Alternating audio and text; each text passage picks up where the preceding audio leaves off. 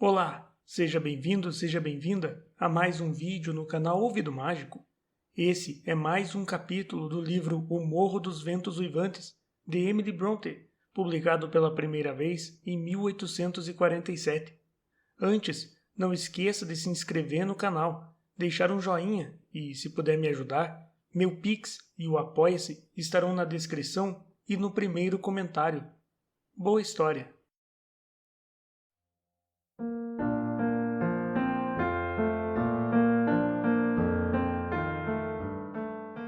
Capítulo 3. Precedendo-me escada acima, Zilá recomendou que eu escondesse a vela e não fizesse barulho, pois seu patrão tinha uma cisma esquisita com o quarto no qual ela ia me colocar e nunca deixava de bom grado que alguém pernoitasse ali. Indaguei o motivo. Respondeu-me que não sabia. Fazia apenas 1 ou 2 anos que estava naquela casa, e aconteciam tantas coisas estranhas que ela já nem se dava mais ao trabalho de ficar curiosa. Por demais estupefato para ficar curioso eu mesmo, tranquei a porta e olhei ao redor, à procura da cama. A mobília inteira se resumia a uma cadeira, um guarda-roupa e um imenso baú de carvalho, com aberturas quadradas junto ao topo, parecidas com janelas de uma carruagem. Aproximando-me da estrutura, olhei para dentro e vi que era uma espécie de divã antiquado, convenientemente concebido para evitar a necessidade de cada membro da família ter seu próprio quarto. Na verdade, formava um pequeno compartimento, e o peitoril da janela que ele agregava servia de mesa. Afastei os painéis laterais, entrei com minha vela, fechei-os de novo e me senti a salvo da vigilância de Heathcliff e dos outros. O peitoril, onde coloquei minha vela, tinha alguns livros embolorados, empilhados a um canto, e estava coberto de palavras talhadas na tinta. A escrita, porém, nada mais era do que um nome repetido em todos os tipos de letras, pequenas e grandes. Catherine Earnshaw, aqui e ali alterado para Catherine Heathcliff e depois para Catherine Linton. Tomado pela letargia, apoiei a cabeça no peitoril e continuei a ler Catherine Earnshaw, Heathcliff, Linton, até meus olhos se fecharem. Mas não fazia 5 minutos que eles haviam descansado, quando um brilho de letras brancas surgiu na escuridão, vívidas como espectros. O ar estava tomado por Catherines, e erguendo-me para dissipar a imagem do nome inoportuno, percebi que o pavio da minha vela encostava num dos livros antigos, enchendo o lugar com um cheiro de couro queimado.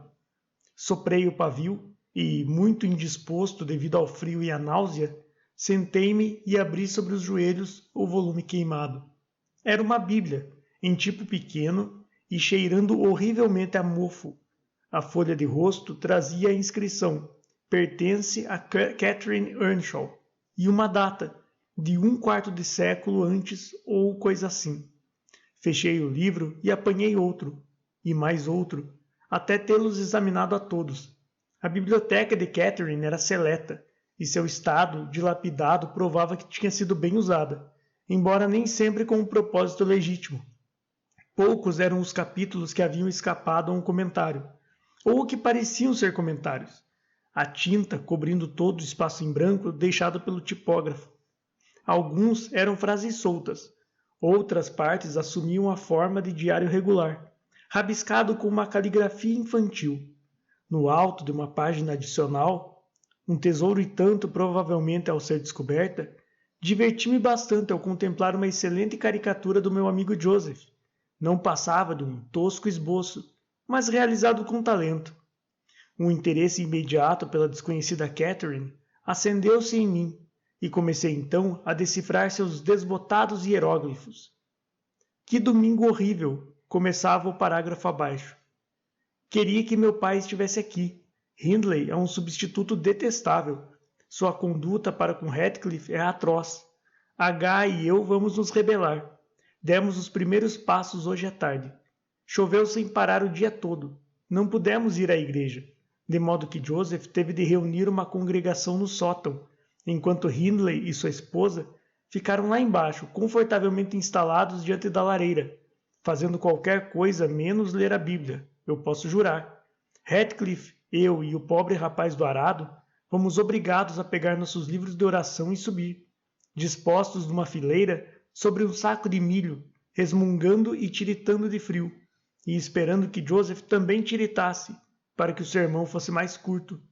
Vã esperança!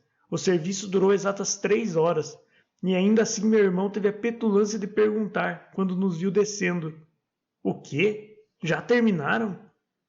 Nas tardes de domingo, costumávamos ter permissão para brincar, se não fizéssemos muito barulho. Agora, um ruído de nada é suficiente para que nos ponham de castigo. "Esquece, quem manda aqui", diz o tirano. "Acabo com o primeiro que me irritar. Faço questão de compostura e silêncio absolutos." "Ah, foi você, menino?" "Francis, querida, aproveite que está passando e puxe o cabelo dele." Ouviu estalar os dedos. Francis puxou-lhe o cabelo com vontade, indo depois se sentar no colo do marido. E ali ficaram os dois, feito bebezinhos, beijando-se e falando bobagens. Bobagens mesmo, coisas de que deveríamos nos envergonhar. Instalamo-nos o mais confortavelmente possível sob o arco do aparador. Eu acabara de atar nossos aventais, pendurando-os como se fossem uma cortina, quando Joseph entrou, vindo da estrebaria. Arrancou fora meu trabalho, deu-me um tapa na orelha e grasnou: "O patrão acabou de ser enterrado. O domingo ainda não acabou, e o som do evangelho ainda está nos seus ouvidos. E os dois aí, de papo pro ar. Que vergonha! Sentados agora mesmo, seus malcriados. Tanto livro bom para ler. Sentem aí e pensem nas suas almas." Ao dizer isso, ele nos obrigou a corrigir nossa posição de tal modo que recebêssemos do fogo distante um pouco de luz fraca, capaz de iluminar as páginas da porcaria que atirou sobre nós. Eu não consegui suportar aquilo. Peguei meu volume surrado pela capa e joguei no canil, dizendo que odiava bons livros. Heathcliff atirou o seu no mesmo lugar com um chute. E aí foi um escândalo. "Sr. Hindley!" gritou nosso capelão. "Patrão, venha cá! A senhorita Kate arrancou a capa do elmo da salvação e Heathcliff enfiou o pé na primeira parte de O Caminho para a Destruição. O senhor não pode deixar os dois se comportarem desse jeito. O velho patrão já teria dado uma boa surra neles, mas ele não está mais entre nós." Hindley veio às pressas de seu paraíso junto à lareira e, agarrando-nos um pela gola e o outro pelo braço, atirou-nos a ambos na despensa, onde, assegurava Joseph, o capeta iria sem dúvida nos buscar. Assim, reconfortados, buscamos cada um de nós um canto separado onde aguardar sua vinda. Peguei este livro e um tinteiro na prateleira. Abri de leve a janela para obter um pouco de luz, e faz 20 minutos que estou escrevendo. Meu companheiro, porém, está impaciente e sugere que apanhemos a capa da empregada que cuidava do leite e corramos para a charneca, assim disfarçados. Sugestão agradável. E então, se o velho rabugento voltar, talvez ache que sua profecia se confirmou. Não há como sentir mais frio na chuva do que aqui. Suponho que Catherine tenha levado a cabo seu projeto, pois a frase seguinte introduziu um novo assunto. O tom era lacrimoso. Nunca imaginei que um dia Hindley fosse me fazer chorar assim. Minha cabeça dói tanto que mal consigo apoiá-la no travesseiro. Mesmo assim, não consigo esquecer. Pobre Heathcliff! Hindley chama-o de vagabundo e não permite que se sente conosco, nem que coma junto conosco. Diz ainda que ele e eu não devemos brincar juntos e ameaça expulsá-lo de casa se desobedecermos às suas ordens. Culpa nosso pai. Como ousa? Por ter tratado H com liberalidade excessiva e jura que vai colocá-lo no seu devido lugar. Comecei a cochilar sobre a página mal iluminada. Meus olhos vagueavam do texto manuscrito às pressas impressas. Vi um título vermelho ornamentado, 70 vezes 7, e o primeiro do 71º, sermão feito pelo reverendo James Bradham, na capela de Gimmerden South. E enquanto eu tentava, semiconsciente, adivinhar o que James Bradham teria a dizer sobre o assunto, afundei na cama e adormeci. Ai de mim! Terríveis os efeitos de um chá ruim e de uma companhia ruim. O que mais poderia ter causado uma noite tão terrível? Não me lembro de outra pior desde que passei a ter a capacidade de sofrer. Comecei a sonhar quase que antes de perder a consciência do local onde me encontrava. Achei que tinha amanhecido, e eu estava a caminho de casa com Joseph como guia. A neve se acumulara numa grossa camada na estrada, e conforme avançávamos com grande dificuldade, o velho me enfadava com censuras constantes por eu não ter trazido um cajado de peregrino. Dizia-me que sem um eu não conseguiria voltar para casa, e brandia com orgulho um pesado bastão, que supus ser assim denominado. Por um momento, achei absurdo precisar de uma arma daquelas para ser admitido em minha própria residência. Então, um pensamento me ocorreu. Não era para lá que eu me encaminhava.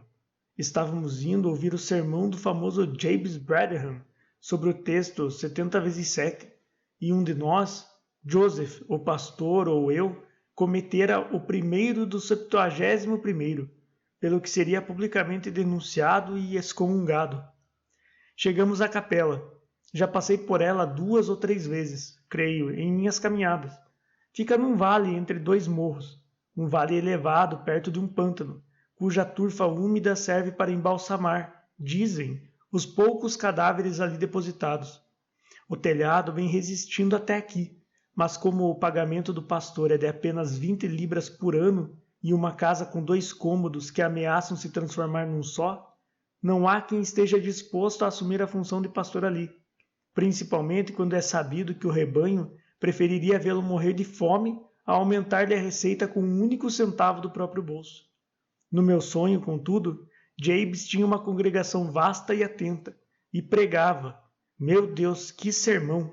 Dividida em 490 partes, cada uma do tamanho de um sermão comum feito do púlpito, e cada uma discutindo um pecado diferente. Onde ele encontrara tantos assim, eu não sei. Tinha seu modo particular de interpretar o texto, e parecia necessário que o irmão cometesse pecados diferentes a cada ocasião. Havia-os de todo tipo, transgressões curiosas que eu jamais imaginara até ali. Ah, como estava ficando cansado! Como me contorcia e bocejava e cabeceava e despertava em sobressaltos. Eu me beliscava e esfregava os olhos, e me levantava e voltava a me sentar, e dava cotoveladas em Joseph para que ele me informasse se aquilo, algum dia, teria fim. Estava condenado a ouvir tudo. Finalmente ele chegou ao primeiro do 71º. Nesse ponto crítico, uma súbita inspiração desceu sobre mim. Levantei-me e denunciei James Bradham como culpado daquele pecado que cristão algum precisa perdoar. Senhor, exclamei, sentado aqui entre estas 4 paredes, suportei e perdoei as 490 partes do seu sermão. 70 vezes 7 vezes peguei meu chapéu e estive a ponto de ir embora. 70 vezes 7 vezes o Senhor me obrigou a retornar ao meu assento. 491 partes já são demais. Companheiros de martírio, ao ataque! Vamos arrastá-lo para fora do púlpito e reduzi-lo a um punhado de átomos para que ele suma para sempre. És tu o homem! Clamou Jabez após pausa solene, debruçando-se no púlpito. 70 vezes 7 vezes contorceste teu rosto. 70 vezes 7 vezes consultei minha alma. Eis a fraqueza humana. É preciso absolvê-la também. Chegamos ao primeiro do 71º. Irmãos, executai a sentença a ele prescrita. Honrai todos os santos do Senhor. Ante essas palavras, a congregação inteira, brandindo seus bastões de peregrino, cercou-me rapidamente, e eu, não possuindo uma arma com que me defender, comecei a lutar com Joseph, meu agressor mais próximo e feroz, para me apoderar da sua. Na confluência da multidão, vários bastões se entrechocaram. Golpes destinados a mim caíram sobre outras cabeças. Em pouco tempo, a capela ressoava com pancadas de ataque e defesa. Cada um se voltava contra o vizinho. E Bradham, não querendo ficar parado, despejava seu zelo numa chuva de batidas fortes nas tábuas do púlpito, que respondiam tão prontamente a ponto de, para meu indizível alívio, acabar me acordando. E o que sugeriria aquele tumulto tremendo? O que fizera o papel de James? Nada mais do que o galho de um pinheiro que tocava minha janela, incitado pelo vento, e batia com suas pinhas secas contra a vidraça. Escutei, hesitante por um momento. Após descobrir o que perturbava meu sono, virei-me e adormeci, sonhando de novo. Um sonho ainda pior do que o anterior, se é que isso era possível. Dessa vez eu me lembrava de que estava deitado no compartimento de carvalho e ouvia claramente a ventania e a neve açoitando o telhado. Também ouvia o galho do pinheiro repetir seu ruído incômodo e sabia de onde vinha o barulho, mas me incomodava de tal modo que resolvi silenciá-lo. Levantei-me e tentei abrir a janela. A lingueta estava soldada na armela, fato que eu notara quando acordado, mas logo esquecera. Tenho que acabar com isso de qualquer maneira, murmurei atravessando a vidraça com o punho fechado e esticando o braço a fim de agarrar o galho inoportuno. Em vez disso, meus dedos se fecharam sobre os de uma pequenina e gélida mão. O horror intenso do pesadelo me invadiu. Tentei puxar de volta o braço, mas a mão se apoderara dele e uma voz extremamente melancólica soluçou. Deixe-me entrar. Deixe-me entrar. Quem é você? Perguntei enquanto lutava para me soltar. Catherine Linton, respondeu a voz trêmula. Por que pensei em Linton? Tinha lido o nome Earnshaw 20 vezes mais. Voltei para casa, estava perdida na charneca. Enquanto ela falava, discerni na escuridão um rosto de criança olhando pela janela. O terror tornou-me cruel. Vendo que era inútil tentar me livrar da criatura, puxei-lhe o punho através da vidraça quebrada, roçando-o para dentro e para fora, até que o sangue começou a escorrer e encharcou os lençóis. Ainda assim ela choramingava. Deixe-me entrar! E seguia me apertando firmemente, quase me enlouquecendo de medo. Como posso fazer isso? Perguntei por fim. Solte-me, se quer que eu a deixe entrar.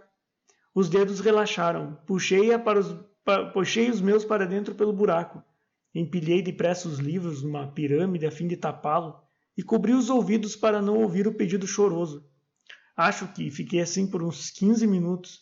No momento em que os destapei com tudo, lá estava o triste gemido outra vez. Vá embora! Gritei. Jamais vou deixá-lo entrar, nem que fique aí pedindo por 20 anos. Já faz 20 anos, a voz se lamuriou. 20 anos. Estou perdida faz 20 anos. Com isso, comecei a ouvi-la arranhar de leve a vidraça, e a pilha de livros se moveu, como se alguém a empurrasse de fora. Tentei me levantar, mas não conseguia me mexer. Então dei um grito, num frenesi de pavor. Para meu espanto, descobri que o grito não foi imaginário. Passos rápidos se aproximaram da porta do meu quarto, e alguém a abriu com força. Uma luz brilhou nos quadrados, no alto do compartimento. Sentei-me, trêmulo, e enxuguei o suor da testa. O intruso pareceu hesitar, e murmurou qualquer coisa para si mesmo. Por fim, perguntou quase que num sussurro, e obviamente sem esperar ouvir uma resposta. Tem alguém aí? Achei melhor confessar minha presença, pois reconheci a voz de Heathcliff e temi que ele continuasse a busca se ficasse quieto. Com essa intenção, abri os painéis da porta. Tão cedo não hei de esquecer o efeito que minha ação produziu. Heathcliff estava parado junto à entrada, de camisa e calça, uma vela escorrendo em seus dedos e o rosto tão branco quanto a parede atrás dele. O primeiro estalido do carvalho sobressaltou-o, como se fosse um choque elétrico. A vela saltou de sua mão e foi parar a alguns metros de distância. Sua agitação era tal que ele mal conseguiu apanhá-la de volta. Sou eu, o seu hóspede, senhor, exclamei, querendo poupar-lhe a humilhação de expor ainda mais sua covardia. Tive a infelicidade de gritar enquanto dormia, devido a um terrível pesadelo. Peço desculpas se o incomodei. Ah, diabos o carreguem, Sr. Lockwood. Que o senhor vá para o... Começou a dizer meu senhorio, colocando a vela sobre uma cadeira, porque não conseguia segurá-la com firmeza. E quem foi que o trouxe até este quarto? Continuou ele, enterrando as unhas na palma das mãos e rangendo os dentes para controlar o tremor do queixo. Quem foi? Penso seriamente em expulsar de casa agora mesmo quem fez isso. Foi sua criada, Zilá. Respondi pulando da cama e vestindo-me depressa. E eu não haveria de me incomodar se fizesse isso, Sr. Heathcliff. Ela bem o merece. Suponho que queria ter à minha custa mais uma prova de que este lugar é mal assombrado. Pois bem, é mesmo. Está infestado de fantasmas e goblins. O senhor tem todos os motivos para deixá-lo trancado, eu lhe garanto. Ninguém há de lhe agradecer pela oportunidade de dormir nesse antro. O que quer dizer com isso? Perguntou Heathcliff. E o que está fazendo? Deite-se e durma o restante da noite, uma vez que já está aqui. Mas pelos céus, não repita aquele grito horrível. Não haveria razão para ele, a menos que alguém estivesse degolando. Se aquele demônio tivesse entrado pela janela, provavelmente teria me estrangulado, retorqui. Não vou mais tolerar as perseguições de seus hospitaleiros ancestrais. Não era o reverendo James Bradenham, parente seu pelo lado materno? E esse diabo de Catherine Linton, ou Earnshaw, ou fosse qual fosse o nome dela, deve ter sido trocada no berço. Que alminha perversa! Disse-me que andava penando pela terra fazia 20 anos. Punição justa por suas transgressões morais, não tenho dúvidas. Mal pronunciei essas palavras, lembrei-me da associação dos nomes de Heathcliff e Catherine no livro. Detalhe que me escapara por completo da memória até ser assim despertado. Corei diante de minha falta de consideração. Sem demonstrar, porém, maior consciência da ofensa, apressei-me em acrescentar. A verdade, senhor, é que passei a primeira parte da noite. Detive-me outra vez, estava prestes a dizer, folheando aqueles livros antigos, o que teria revelado meu conhecimento de seu conteúdo manuscrito, bem como do impresso. Corrigindo-me, então prossegui. A repetir o nome escavado no peitoril da janela.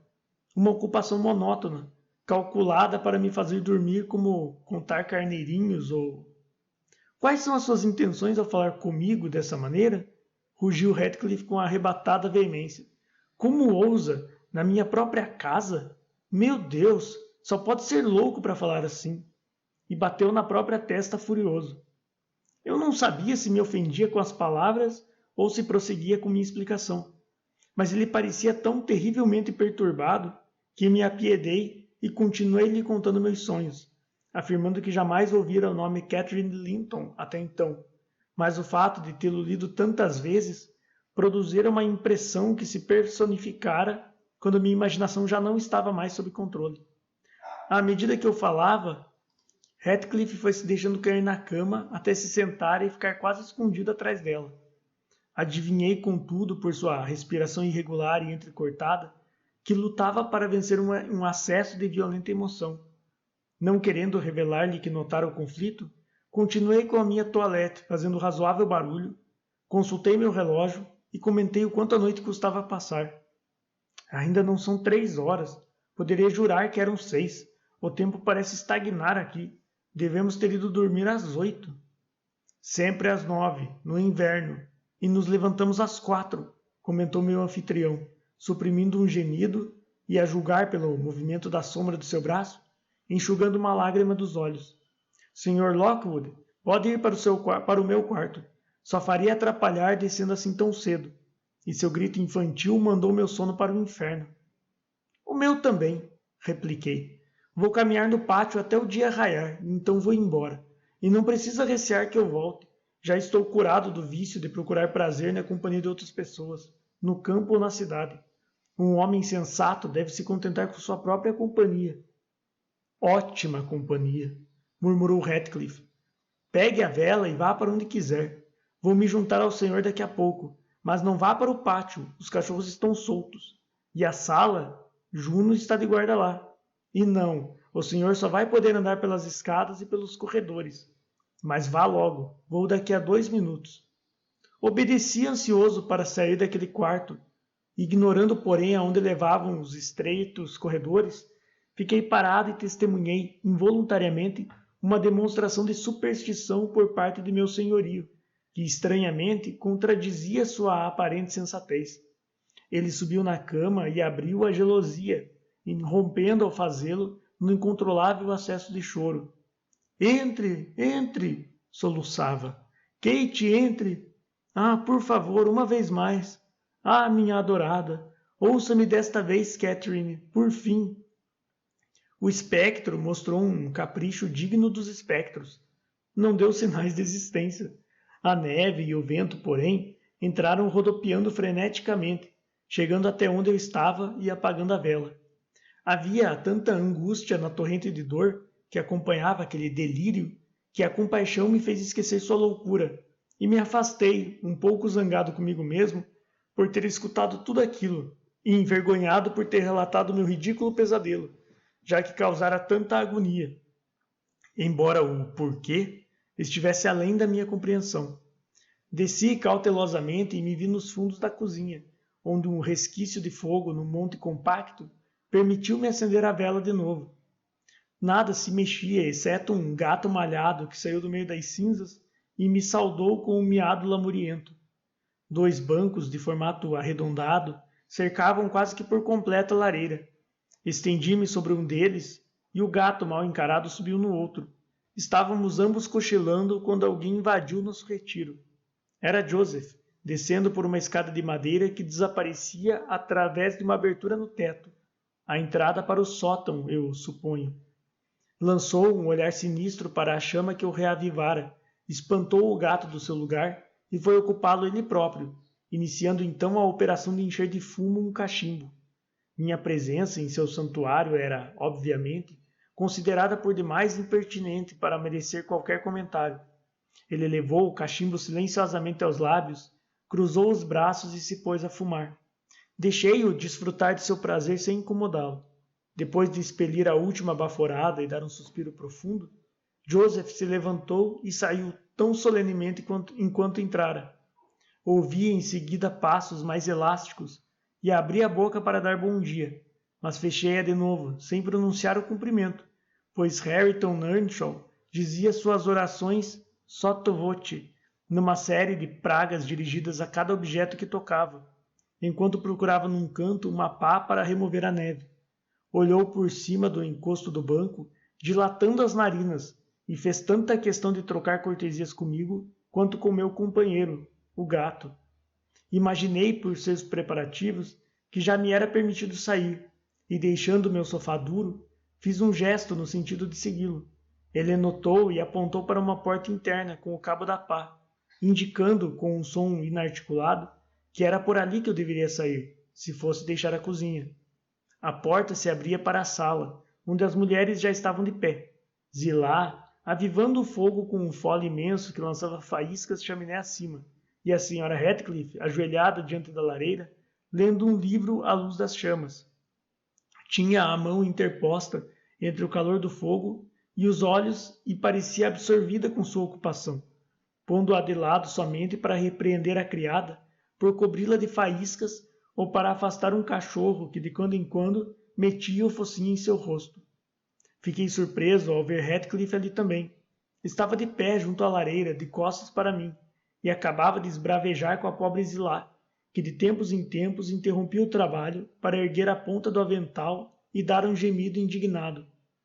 E você, sua imprestável, irrompeu ele, quando entrei, voltando-se para a nora, e usando um epíteto tão inofensivo quanto pata ou ovelha, mas geralmente representado por reticências. Aí está você, à toa como sempre. Os outros trabalham para ganhar o pão, e você vive da minha caridade. Ponha de lado esse lixo e vá procurar algo para fazer. Há de me pagar pela maldição de tê-la eternamente diante de mim. Está me ouvindo, mulher dos diabos? Vou colocar esse lixo de lado, porque o senhor pode me obrigar se eu recusar, respondeu a moça, fechando o livro e jogando-o numa cadeira. Mas não faço mais nada, exceto o que eu tiver vontade de fazer, ainda que o senhor fique mudo de tanto praguejar.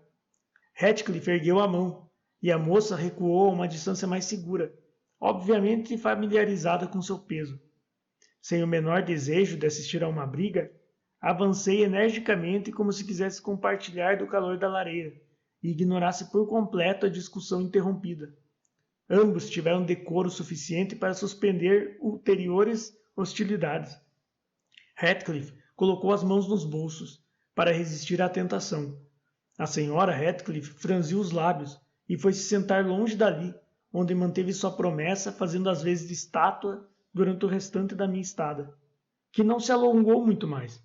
Recusei o convite para acompanhá-los no café da manhã, e à primeira luz da aurora aproveitei para sair ao ar livre, agora límpido, calmo e frio, como gelo impalpável. Antes que eu chegasse ao final do jardim, meu senhorio gritou-me que parasse, e se ofereceu para me acompanhar na travessia da charneca. Ainda bem que o fez, pois o outro lado do morro era todo ele um verdadeiro oceano, ondulado e branco. As ondulações não indicavam, porém, elevações e depressões correspondentes no chão. Muitos poços estavam cheios até a borda, e montes inteiros, refúgio das pedreiras, tinham desaparecido do mapa que a caminhada da véspera imprimira em minha memória. Eu notara, num dos lados da estrada, a intervalos de 5 ou 6 metros, uma fileira de pedras, marca que continuava por toda a extensão do pântano. Tinham sido colocadas ali e caiadas, com o propósito de servir de guia no escuro, e também para quando uma nevasca como aquela confundia as profundezas do pântano de ambos os lados da estrada com a terra firme do caminho. Exceto por um ponto surgindo aqui e ali, porém, quaisquer traços de sua existência haviam desaparecido, e meu companheiro a toda hora via-se obrigado a me dizer para virar à direita ou à esquerda, quando eu imaginava que seguia corretamente as curvas da estrada. Conversamos pouco, e ele parou na entrada de Thrushcross Park, dizendo que dali por diante eu não teria como errar. Nossa despedida se limitou a um breve meneio da cabeça, e então pus-me a caminho, confiando em minhas próprias habilidades, pois a guarita ainda se encontra desocupada. A distância do portão até Grand é de 3 quilômetros. Acho que consegui transformá-los em 6, perdendo-me entre as árvores e afundando até o pescoço na neve, algo que só quem experimentou pode saber o que é. De todo modo, por maiores que fossem meus desvios, o relógio batia 12 horas quando entrei em casa. Isso dava pouco mais de meia hora por quilômetro do caminho habitual até Wuthering Heights. Minha criada e seus satélites correram para me dar as boas-vindas, exclamando num tumulto que já tinham me dado por perdido. Todos presumiam que eu perecera naquela noite, e se perguntavam como fariam para procurar pelo meu corpo. Pedi que se acalmassem, agora que me viam de volta, e, entorpecido, arrastei-me a escada acima. Depois de vestir as roupas secas e andar de um lado para o outro por 40 minutos, a fim de restaurar o calor ao corpo, dirigi-me ao meu escritório, fraco feito um gatinho. Na verdade, quase que me faltavam forças até mesmo para desfrutar do fogo reconfortante e do café fumegante que a criada preparara para me reanimar.